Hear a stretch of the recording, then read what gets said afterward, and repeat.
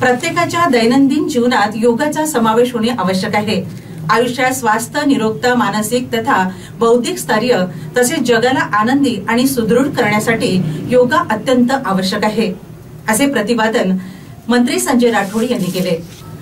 जिल्हा क्रीडा संकुल येथे जिल्हा प्रशासन, पोलीस प्रशासन, जिल्हा क्रीडा अधिकारी कार्यालय, पतंजली योग समिती, मीरा युवा भारत, शारीरिक संघटना, state bank of India, central bank of India, Janardan Swami Yog Mandal व खेळाडूंच्या संयुक्त विद्यमाने आंतरराष्ट्रीय योगा दिनाचे आयोजन करण्यात आले होते।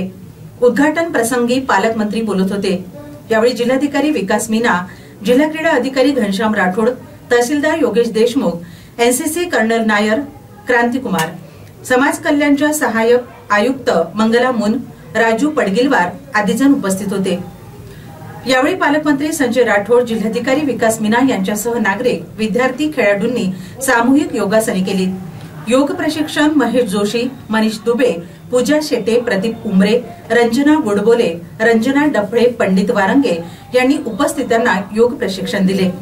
संयुक्त राष्ट्रसंघाने 2016 साली 21 जून हा दिवस आंतरराष्ट्रीय योग दिन म्हणून घोषित केला। यंदा 11वा आंतरराष्ट्रीय योग दिवस एक पृथ्वी एक आरोग्य या थीमसह जगभरात साजरा करण्यात आला। यावेळी जिल्ह्यातील विविध योग संघटनांनी योगामुळे शारीरिक, मानसिक व बौद्धिक स्वास्थ्य, आरोग्य व शारीरिक शक्ती असे अनेक अनुपम लाभाचे महत्त्व विशद केले व विविध प्रकारचे योगासनांचे प्रात्यक्षिक दिले। जिल्हा क्रीडा अधिकारी घनश्याम राठोड यांनी कार्यक्रमामध्ये सहभागी झाल्याबाबत सर्वांचे आभार मानले। शंतनू शेटे यांनी संपूर्ण कार्यक्रमाचे संचालन केले।